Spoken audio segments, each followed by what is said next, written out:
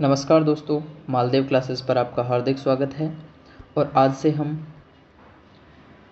रीट मुख्य परीक्षा 2026 की PYQ सीरीज़ को शुरू करने जा रहे हैं।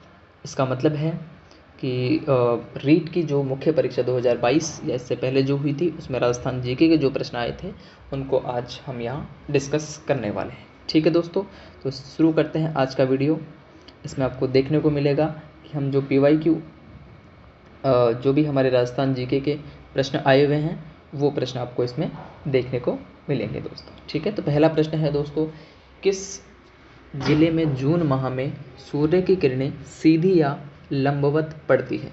तो इस सवाल का जवाब है दोस्तों बांसवाड़ा। क्या है दोस्तों? बांसवाड़ा। इसका मतलब है कि बांसवाड़ा जिले में सूर्य की किरणें सीधी या लंबवत पड़ती है। ठीक है दोस्तों, तो हम थोड़ा सा बांसवाड़ा जिले के बारे में जान लेते हैं। आप वैसे तो थोड़ा बहुत जानते होंगे, लेकिन फिर भी कुछ इन्फॉर्मेशन हम जान लेते हैं।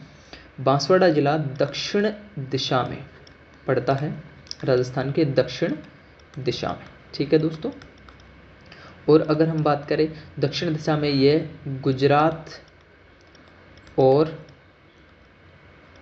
गुजरात तथा MP यानी मध्य प्रदेश से सीमा साझा करता है। ठीक है दोस्तों, बाकी और अगर हम बात करें तो इसको 100 द्वीपों का शहर भी कहा जाता है। ठीक है, कितने द्वीपों का दोस्तों? 100 द्वीपों का शहर भी इसको कहा जाता है। इस ज़िले से होकर माही नदी गुजरती है दोस्तों। कौन सी नदी? माही नदी। और अगर हम इस ज़िले के संस्थापक की अगर हम बात करें दोस्तों, तो इस ज़िले के संस्थापक हैं राजा बांसिया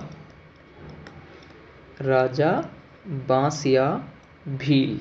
ठीक है दोस्तों, राजा बांसिया भील ने इस राज्य की स्थापना की थी या इस ज़िले की स्थापना की थी, और इनके बांसिया नाम पे इस ज़िले का नाम बांसवाड़ा पड़ा। ठीक है दोस्तों, अगला प्रश्न देखते हैं।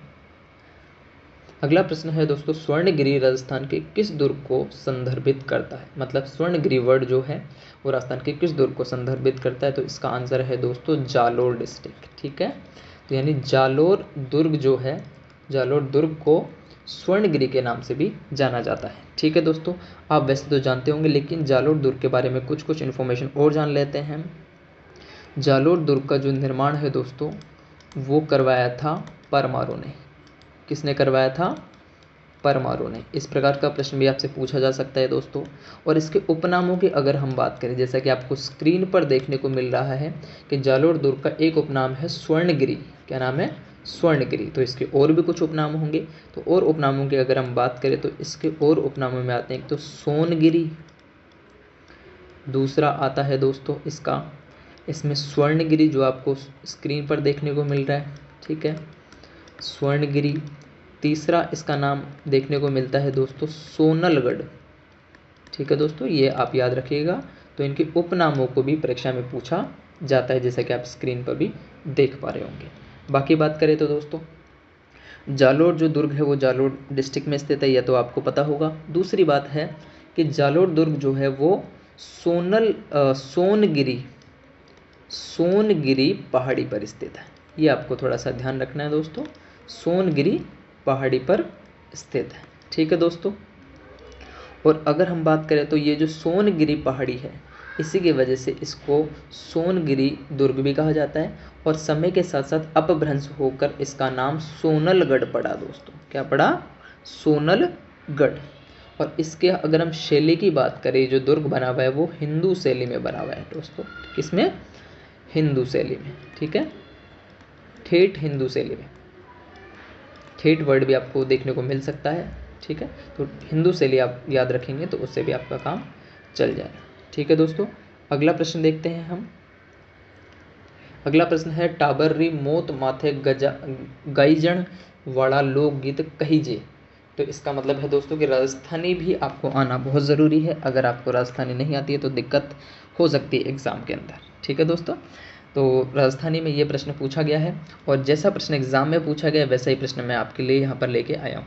इस प्रश्न का मतलब है कि जब टाबर यानी छोटे बच्चे की जब मौत होती है, मृत्यु होती है, तब उसके लिए कौन सा लोकगीत गाया जाता है? तो उसके लिए दोस्तों राजस्थान में छेड़ा लोकगीत गाया जाता है। वैसे इसका जो सही प्रोनाउंसिएशन है वो छेड़े गीत में आता है। ठीक है दोस्तों, जब भी आप कहीं चेक करेंगे तो छेड़ा गीत के लिए कुछ और संदर्भ आएगा, लेकिन इसमें छेड़े वर्ड आता है। ठीक है दोस्तों। और बाकी गीतों की अगर हम बात करें तो राती जगह जो गीत है वो हमारे देवताओं के लिए गाया जाता है। ठीक है दोस्तों। बाकी अगर हम बात करें हीड़ा जो गीत है, हीड़ा गीत गाया जाता है जब दुल्हन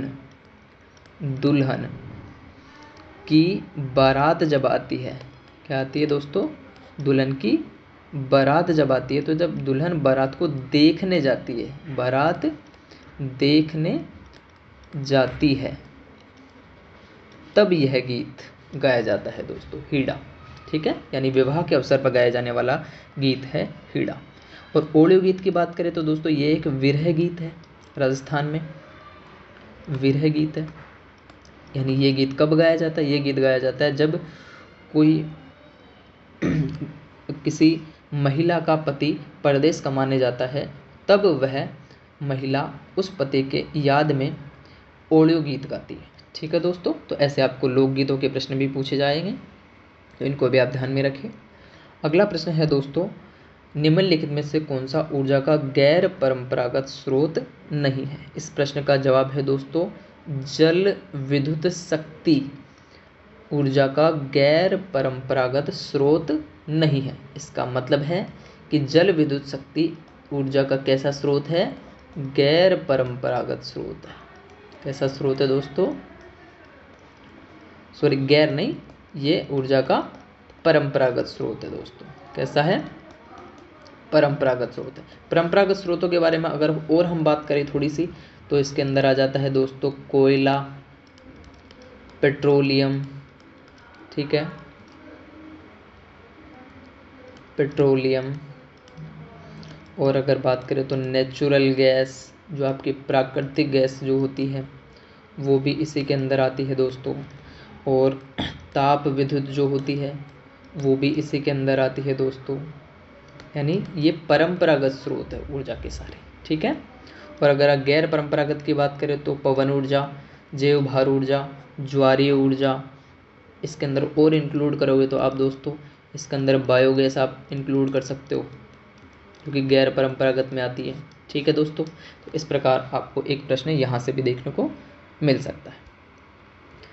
आगे देखिए दोस्तों, अगला प्रश्न अगर हम बात करें तो अगला प्रश्न है, कौन सा रचनाकार कवि रे साथे साथे आछा गद्याकार बिहा? इसका मतलब है दोस्तों कौन सा रचनाकार कवि होने के साथ साथ एक अच्छे गद्य लिखने वाले भी थे?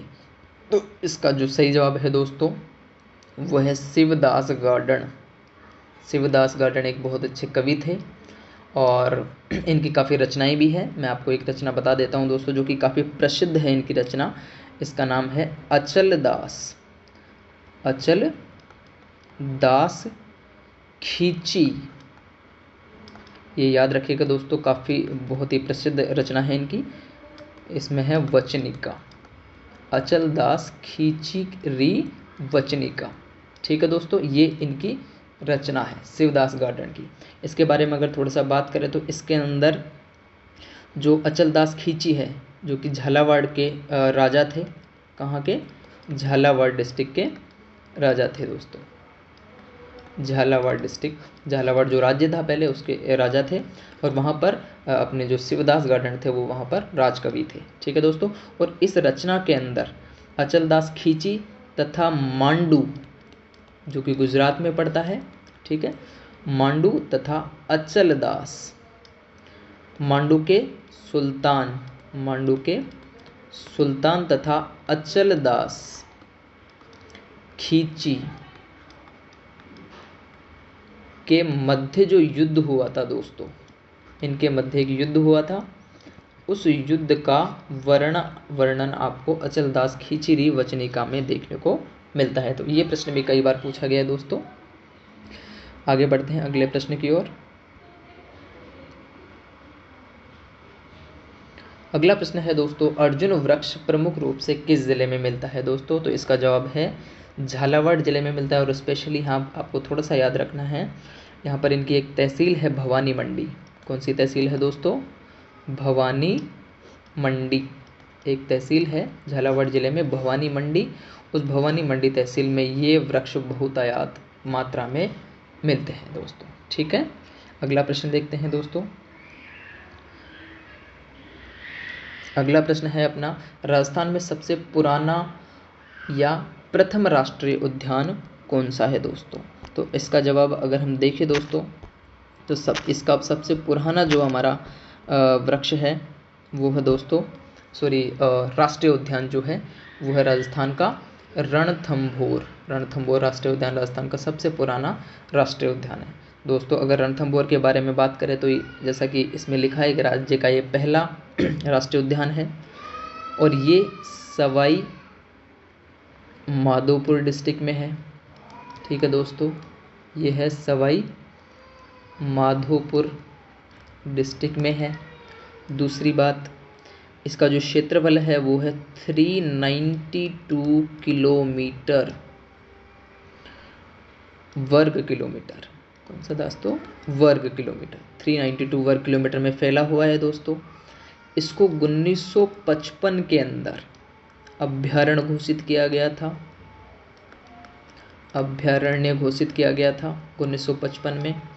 1973 के अंदर, ये इंपॉर्टेंट है, याद रखिएगा दोस्तों, ये प्रश्न कई बार पूछा गया। 1973 के अंदर इसको टाइगर प्रोजेक्ट में शामिल किया गया। किसमें दोस्तों? टाइगर प्रोजेक्ट में।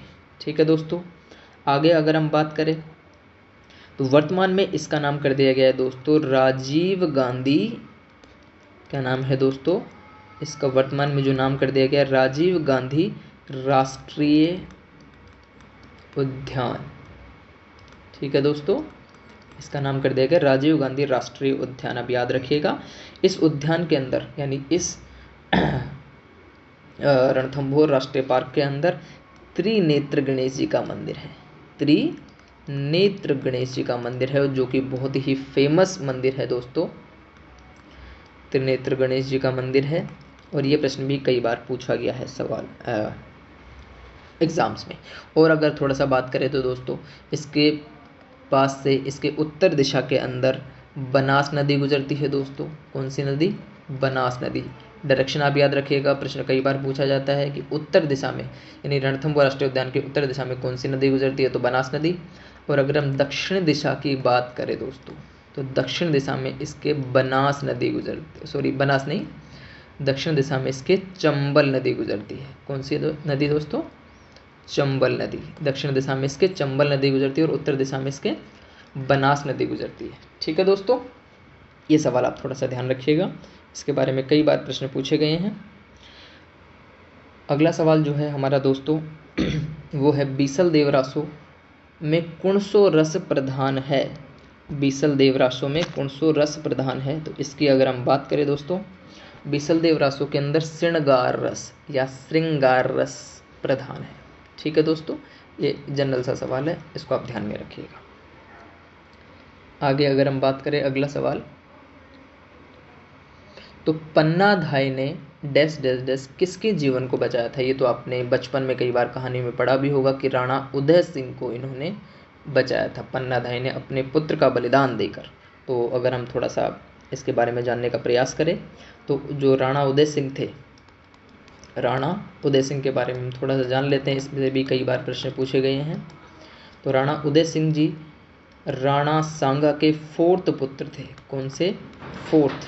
किसके थे? राणा सांगा के, जो कि महान योद्धा थे, उनके 4थे पुत्र थे दोस्तों। ठीक है, इसके बारे में थोड़ा सा मैं अगर आपको बताऊं तो इनके जो पहले पुत्र थे राणा सांगा ने सबसे पहले रतन सिंह द्वितीय को, किसको?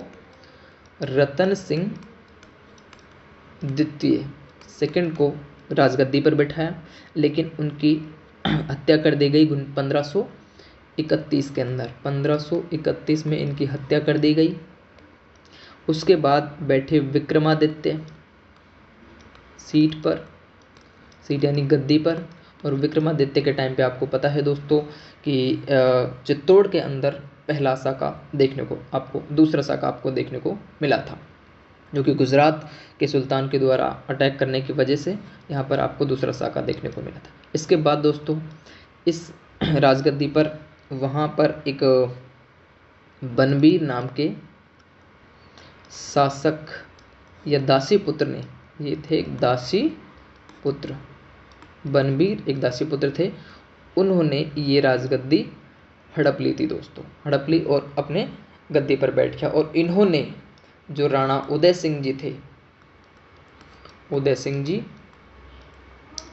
इनको मारने का प्रयास किया था बनबीर ने।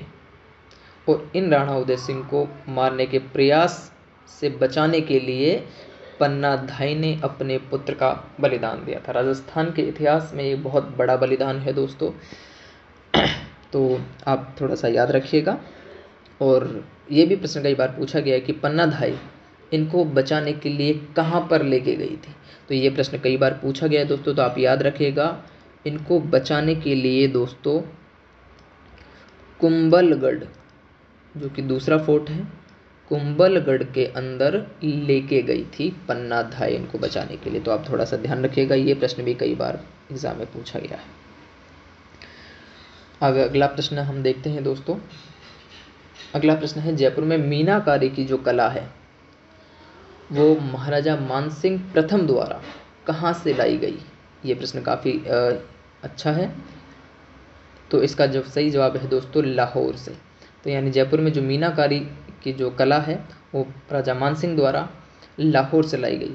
तो थोड़ा सा हम मीनाकारी के बारे में जान लेते हैं दोस्तों। मीनाकारी क्या होती है, अपने जो सोने चांदी के आभूषण होते हैं, सोने चांदी के आभूषण मान लो, या फिर अपने जो मग होते हैं, जग होते हैं, प्लेटर्स होते हैं, खाने पीने के बर्तन होते हैं, उन पर अलग अलग रंगों द्वारा, अलग अलग रंगों से डिज़ाइन बनाए जाते हैं। ठीक है दोस्तों, तो ये एक मीनाकारी है जिसमें काले, नीले, हरे, लाल, नारंगी और गुलाबी जैसे रंगों का मुख्यतः प्रयोग किया गया था। ठीक है दोस्तों, और इस कला को 16वीं शताब्दी के अंत में राजस्थान में लाए थे राजा मानसिंह प्रथम। ठीक है दोस्तों, और जब से ही मीनाकारी का एक प्रमुख केंद्र बन गया है जयपुर। और कहाँ लाए थे दोस्तों, ये भी याद रखिएगा, मीनाकारी जो देखने को मिलती है वो जयपुर में देखने को मिलती है। जयपुर के अलावा भी मीनाकारी होती है, वो आपको मिलती है दोस्तों नाथ द्वारा में। ये थोड़ा सा याद रखिएगा, क्योंकि मीनाकारी के नाम पे आपको जनरली जयपुर याद रहता है, लेकिन अगर जयपुर कभी ऑप्शन में ना रहे तो दूसरा जवाब आपका रहेगा दोस्तों नाथ द्वारा, जो कि राजसंबंध में पड़ता है। ठीक है दोस्तों, ये भी आप थोड़ा सा ध्यान में रखिएगा। आगे अगर हम बात करें दोस्तों, अगला प्रश्न है दोस्तों, राजस्थान में चूनी और बारी शरीर के किस अंग पर पहने जाते हैं दोस्तों। तो इसका जवाब है नाक पर पहने जाते हैं। चूनी और बारी जो आभूषण है वो नाक पर पहने जाते हैं दोस्तों। ठीक है, अगला प्रश्न है दोस्तों हमारा, राजस्थान में 2013 से 17 में जन्म पर पुरुष जीवन प्रत्याशा क्या थी। तो ये दोस्तों जनसंख्या से रिलेटेड है, आपको थोड़ा सा याद होना चाहिए। जब भी हम आगे प्रैक्टिस करेंगे जनसंख्या से संबंधित प्रश्न 2011 की जनसंख्या को, तब हमें थोड़ा इसको देखने को मिलेगा। तो इसका सही जवाब है दोस्तों 66.3 वर्ष। ये थोड़े से टफ क्वेश्चन है, ये हमें अगर अच्छे से याद हो जनसंख्या का टॉपिक तो हम इसका जवाब दे पाते हैं दोस्तों। बाकी इसका डिटेल डिस्कशन हम टॉपिक डिस्कस करेंगे तब करेंगे। अगला प्रश्न है दोस्तों कि किन संप्रदाय रा अनुयायी उभाणो पंगा अंगारा माथे नृत्य करिया करे। तो ये बहुत ही कमाल का प्रश्न है दोस्तों, और ये प्रश्न कई बार एग्जाम में पूछा गया है सीधी भाषा में, लेकिन यहाँ राजस्थानी भाषा में पूछा गया तो बहुत सारे जो अभ्यर्थी है वो इससे परेशान हो गए होंगे, मे भी हो सकता है उनको नहीं आया हो जवाब। तो इसका जवाब है दोस्तों किन संप्रदाय ने, कौन सा संप्रदाय के अनुयायी उभाणे पगा मतलब बिना चप्पल के अंगारों यानी आग के ऊपर नृत्य करते हैं। तो इसका सही जवाब है दोस्तों जसनाथी संप्रदाय के जो अनुयायी हैं वो आग पर बिना कुछ पहने पैरों में नृत्य करते हैं दोस्तों। तो बहुत ही कमाल का संप्रदाय है दोस्तों। जसनाथी संप्रदाय के बारे में अगर हम बात करें तो इनके संस्थापक थे दोस्तों, संस्थापक की अगर हम बात करें तो इनके संस्थापक है जसनाथ जी, जैसा कि वर्ड से भी आप पता लगा सकते हो। जसनाथ जी इनके संप्रदाय संस्थापक हैं। आगे अगर हम बात करें तो जसनाथ जी का जो जन्म है 1482 ईस्वी के अंदर एक शहर है बीकानेर के अंदर, कतरियासर एक शहर है दोस्तों, और जो कि बीकानेर में पड़ता है। ठीक है, वहाँ पर इनका जन्म हुआ था। ठीक है दोस्तों, जसनाथ जी का।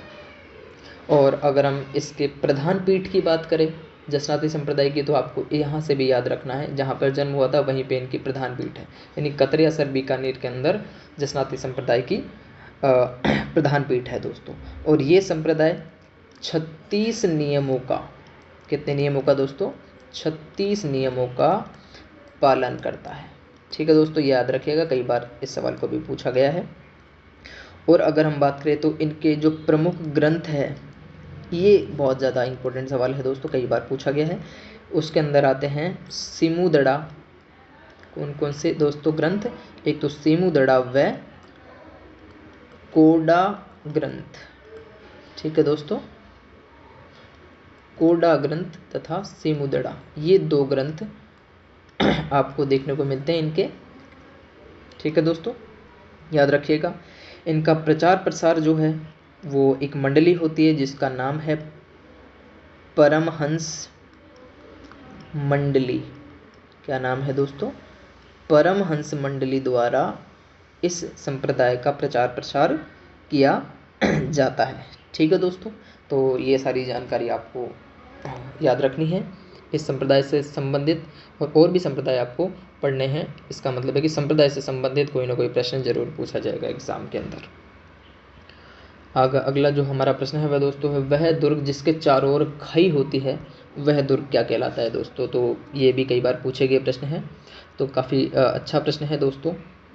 इसके अंदर जो इसका जो सही जवाब है वो दोस्तों है पारीख दुर्ग जो होते हैं वो दुर्ग के चारों ओर खाई होती है दोस्तों।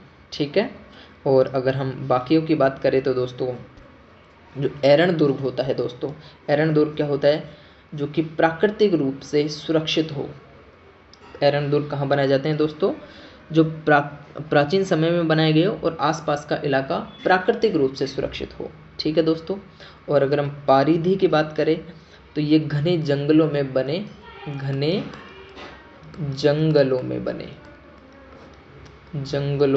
दुर्ग है दोस्तों।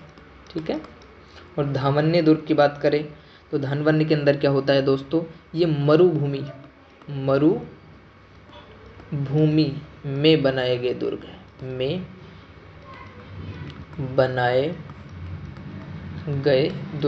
और इसके अंदर आपको पता है दोस्तों कौन सा आता है? एक तो भटनेर का दुर्ग, और एक जैसलमेर का दुर्ग। ठीक है दोस्तों, भटनेर और जैसलमेर के जो दुर्ग है वो धनवन्य दुर्ग के अंदर आते हैं दोस्तों। ठीक है, अगला प्रश्न जो हमारा है दोस्तों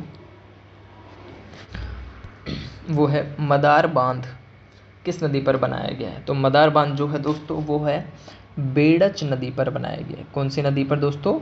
बेड़च नदी पर। तो अगर हम मदार बांध के बारे में बात करें तो ये बेड़च नदी पर बनाया गया है। ठीक है दोस्तों, कौन सी पर? बेड़च। और इस बेड़च नदी का एक दूसरा नाम भी है दोस्तों जिसको बोला जाता है आयड़ नदी। कौन सा? आयड़ नाम भी है इस नदी का। ठीक है दोस्तों, तो याद रखिएगा थोड़ा सा।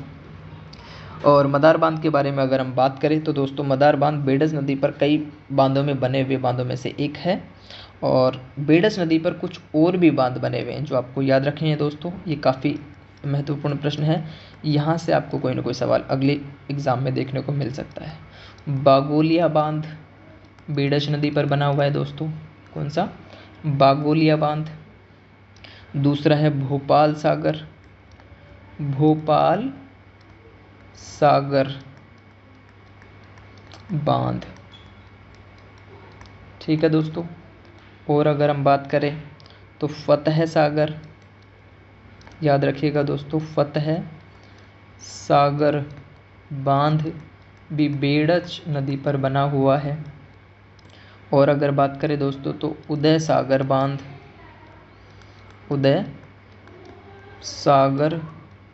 बांध भी बेड़च नदी पर बना हुआ है दोस्तों, ठीक है। और अगर हम बात करें तो दोस्तों मदार बांध का जो पानी है मदार नहर से होते हुए फतेह सागर, मदार नहर से होते हुए फतेह सागर बांध के अंदर जाता है, ठीक है दोस्तों। तो अगला प्रश्न जो हमारा होगा दोस्तों, ये थोड़े से याद रखिएगा, काफ़ी अच्छा प्रश्न है। अगला प्रश्न है हमारा दोस्तों, अली बख्शी ख्याल राजस्थान के कौन से क्षेत्र में प्रचलित लोक नाट्य है दोस्तों। तो जो अली बख्शी ख्याल है वो दोस्तों राजस्थान के अलवर जिले में एक प्रसिद्ध लोक नाट्य है, ठीक है दोस्तों। इस ख्याल के बारे में अगर हम बात करें तो ये राजस्थान में प्रचलित एक लोक नाट्य है और अलवर से इसका संबंध है दोस्तों। इसके अंदर हिंदू, ये थोड़ा सा याद रखिएगा दोस्तों, कई बार आपको ये पूछा जा सकता है, हिंदू व सूफी शैली, नहीं, हिंदू व सूफी संगीत की झलक आपको देखने को मिलती है। तो कैसा प्रश्न आपको कई बार देखने को मिल सकता है कि किस लोक नाट्य के अंदर हिंदू व सूफी संगीत की झलक देखने को मिलती है दोस्तों, ठीक है। ऐसा प्रश्न आपसे कई बार पूछा जा सकता है। अली बख्श ने श्री कृष्ण लीलाओं की घटनाओं को इस ख्याल में प्रस्तुत किया, यानी आपको जो अली बख्शी ख्याल है उसके अंदर भगवान श्री कृष्ण की लीलाओं को इसके अंदर किया जाता है, ठीक है दोस्तों। तो ये भी याद रखिएगा, अली बख्शी ख्याल के अंदर भगवान श्री कृष्ण की लीलाओं को किया जाता है। और कहाँ किया जाता है दोस्तों, अलवर जिले के अंदर। और ये भी याद रखिएगा थोड़ा सा कि ऐसा भी सवाल आपसे पूछा जाता है कि किस ख्याल के अंदर धर्म और जाति का भेदभाव नहीं किया जाता। तो इसके अंदर दोस्तों इस ख्याल में धर्म व जाति का कोई भेदभाव नहीं किया जाता, ऐसा इसमें दिखाया जाता है दोस्तों। तो काफ़ी सांप्रदायिक भावना से भी संबंधित है दोस्तों ये, तो ध्यान में रखिएगा, ठीक है दोस्तों। अगला प्रश्न जो हम देखते हैं दोस्तों स्क्रीन पर हमारे, राजस्थान में नाइट्रेट की उपस्थिति के कारण कौन सी मृदा उर्वरक है। तो इसका सही जवाब है दोस्तों लाल रेतीली, नहीं, इसका सही जवाब है दोस्तों भूरी रेतीली मिट्टी या भूरी रेतीली मृदा, जिसका दूसरा नाम है दोस्तों, ये याद रखिएगा, इनके जो उपनाम है वो कई बार एग्जाम में देखने को मिलते हैं आपको। इसका उपनाम है ग्रे पेंटेड या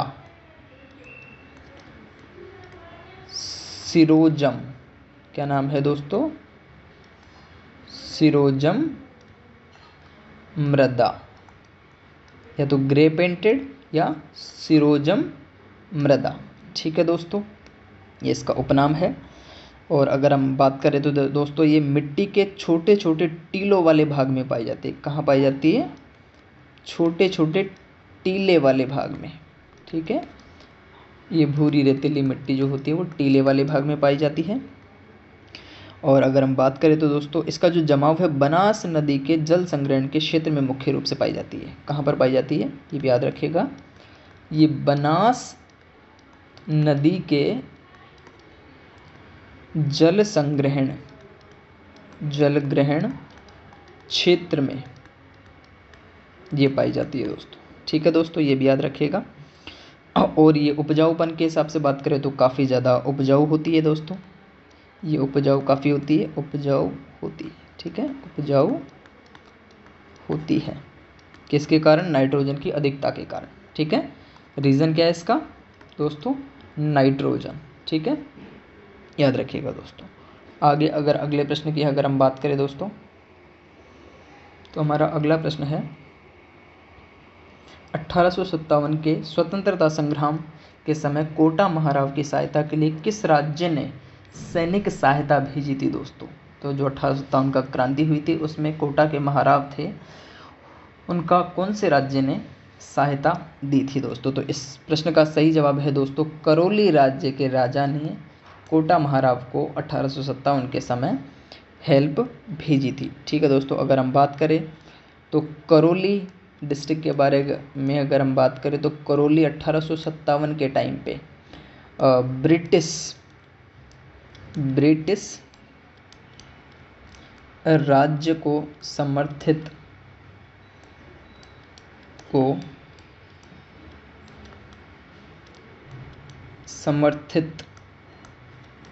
राज्य था, यानी जनता को ना सपोर्ट करते हुए इसने ब्रिटिश राज को सपोर्ट किया था दोस्तों, ठीक है।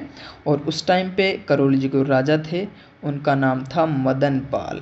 क्या नाम था दोस्तों, याद रखिएगा आप, शासक का नाम था मदन पाल करौली के, ठीक है। ये करौली के शासक थे, ठीक है। और इन्होंने सहायता किसको भेजी थी, कोटा रियासत को, ठीक है दोस्तों। और हम बात करें तो ये जो सारी रियासतें थी, कोटा और करौली, ये दोनों रियासतें अंग्रेजों की सहायता कर रही थी विद्रोह के टाइम पर, 1857 के विद्रोह के समय।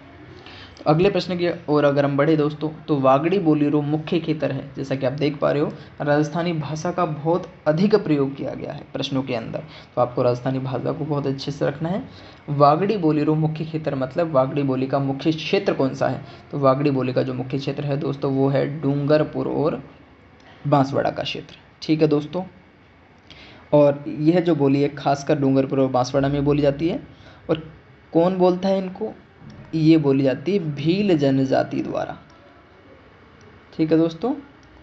ये बोली मुख्यतः भील जनजाति द्वारा बोली जाती है, ठीक है दोस्तों। जो कि मध्य, ये भी याद रखिएगा आप दोस्तों, मध्य व पश्चिमी भारत में, मध्य व पश्चिमी भारत में भी यह बोली बोली जाती है, ठीक है दोस्तों। और वागड़ी बोली की अन्य बोलियाँ, वागड़ी बोली की अन्य बोलियों की अगर हम बात करें तो इसके जो सब पार्ट हैं, अन्य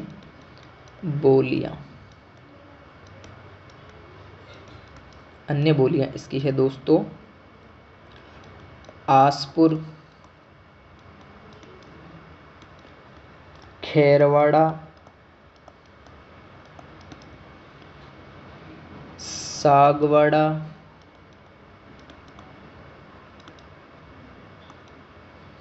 और आदिवासी वागड़ी बोली, ठीक है दोस्तों। ये इसके अन्य प्रकार है वागड़ी बोली के, आसपुर, खेरवाड़ा, सागवाड़ा और आदिवासी, ठीक है दोस्तों।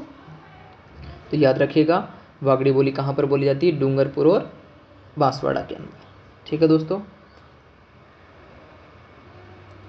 अगला प्रश्न है दोस्तों हमारा, बीकानेर क्षेत्र में लड़कियों और अछूतों की शिक्षा हेतु किस संस्था ने पुत्री पाठशाला और कबीर पाठशाला स्थापित करी, तो इसका जो सही जवाब है दोस्तों वो है सर्वहितकारिणी सभा द्वारा लड़कियों तथा लड़कों के लिए अछूतों की शिक्षा हेतु पुत्री पाठशाला और कबीर पाठशाला स्थापित की। तो ये प्रश्न कई बार पूछा जाता है दोस्तों।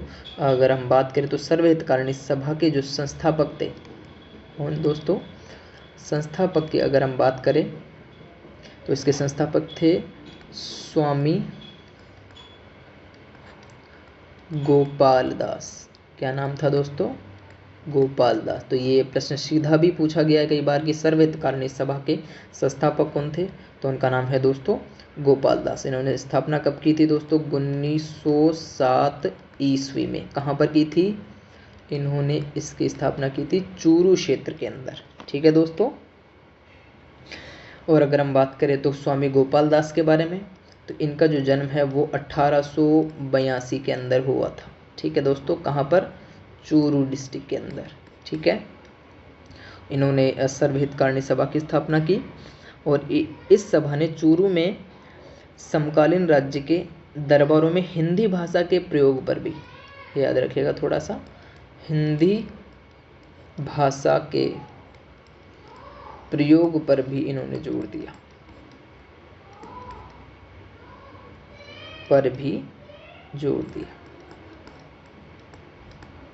ठीक है दोस्तों। आगे बढ़ते हैं हमारे अगले प्रश्न की ओर। अगला प्रश्न है हमारा, दिल्ली वडोदरा ग्रीनफील्ड एक्सप्रेसवे किस ज़िले से नहीं गुजरता है? तो दोस्तों ये आपको याद रखना है कि राजस्थान के कौन कौन से ज़िलों से दिल्ली वडोदरा ग्रीनफील्ड एक्सप्रेसवे गुजरता है। तो यहाँ मैं आपके लिए लिस्ट बना देता हूँ दोस्तों। राजस्थान में कौन कौन से डिस्ट्रिक्ट से, तो दोस्तों ये है अलवर, आपको थोड़ी सी ट्रिक बना के याद रखनी है, भरतपुर, अलवर, भरतपुर, दौसा, सवाई माधोपुर,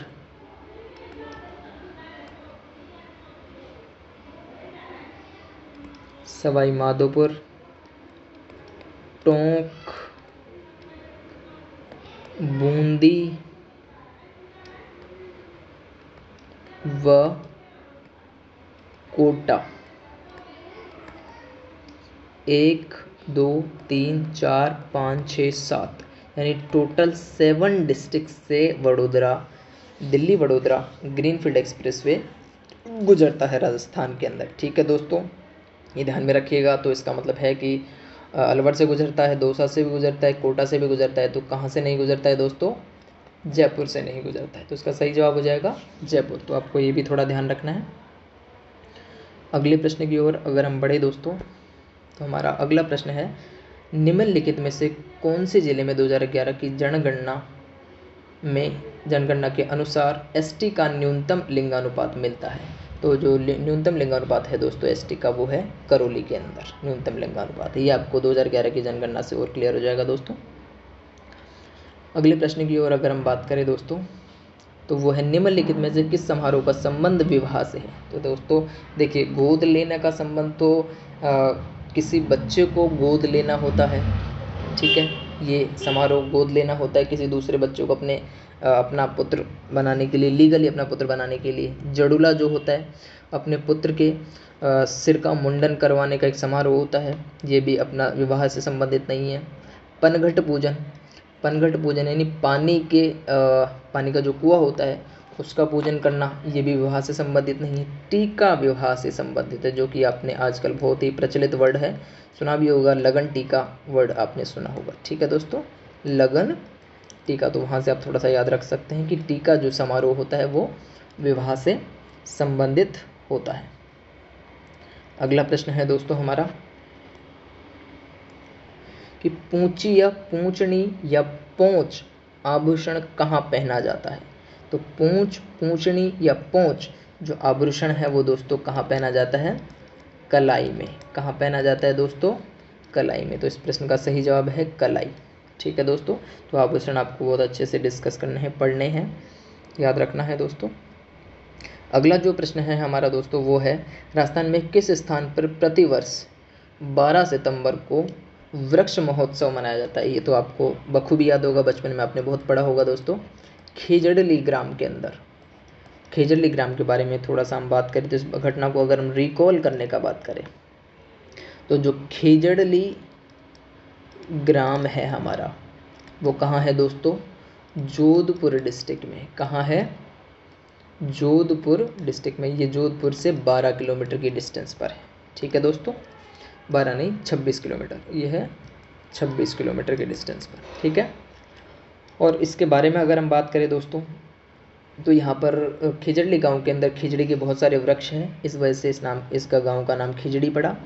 और अगर हम बात करें तो ये जो घटना थी 12 सितंबर वाली, इस घटना को अगर हम थोड़ा सा याद रखें तो ये दोस्तों 12 सितंबर ये 1730 के अंदर ये घटना हुई थी। ठीक है, आपने अगर पढ़ा होगा, याद होगा आपको, 12 सितंबर 1730 को ये घटना हुई थी। और ये घटना कैसे हुई, इसके अंदर एक महिला का नाम है, आपने बहुत सुना होगा, अमृता देवी बिश्नोई। ठीक है दोस्तों, अमृता देवी बिश्नोई, इन्होंने लीड किया इस आंदोलन को। और आंदोलन क्या था कि राजा द्वारा अपने मंत्री को आदेश दिया गया कि इस ग्राम या इस इलाके के वृक्षों को काट दिया जाए, लेकिन इन्होंने, अमृता देवी बिश्नोई तथा इनके साथियों ने इस बात का विरोध किया और ये वृक्षों से चिपट गए यानी लिपट गए, और मंत्री ने इनको लिपटे हुए ही वहाँ पर काट दिया, यानी इनका वध कर दिया गया दोस्तों। तो इसमें काफ़ी सारे महिला पुरुषों ने अपनी आहुति दी दोस्तों, जिसमें से 69 तो फीमेल थी दोस्तों, यानी महिलाएं थी, और जो 294 यानी 294 पुरुष थे दोस्तों। ठीक है, तो आप कितनी बड़ा बलिदान मान सकते हो प्रकृति के लिए, ये बहुत ही सराहनीय है। तो 12 सितंबर 1730 को ये जो घटना हुई, उसी की वजह से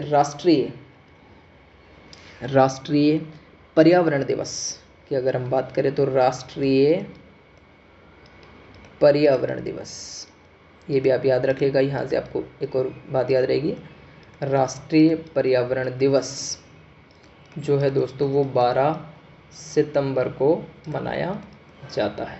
इसी घटना की वजह से 12 सितंबर को राष्ट्रीय पर्यावरण दिवस मनाया जाता है। आपको एक प्रश्न और कई बार पूछा जाएगा कि उस टाइम पे उस राज्य के राजा कौन थे और वो मंत्री कौन था। तो राजा का नाम था दोस्तों अभय सिंह। क्या नाम था? अभय सिंह राजा थे, और इन्होंने अपने एक मंत्री गिरधारी, क्या नाम था? गिरधारी नाम के मंत्री को ये आदेश दिया था कि वृक्षों को काटने के लिए। ठीक है दोस्तों, तो आप याद रखिएगा, मंत्री का नाम गिरधारी था और राजा का नाम था अभय सिंह, जिन्होंने ये आदेश दिया था। तो थैंक यू दोस्तों, आज के लिए इतना ही बहुत है। अगले पार्ट में हम मिलेंगे फिर से नए प्रश्नों के साथ। आने वाली सीरीज़ के अंदर हमारे साथ जुड़े रहिए, और आपको अगर वीडियो पसंद आया हो तो प्लीज़ लाइक कीजिएगा, इससे हमें मोटिवेशन मिलता है। और ऐसे हमारे साथ जुड़े रहिए। आगे वाले वीडियोज़ में हम आपको और भी रीड से संबंधित वीडियोज़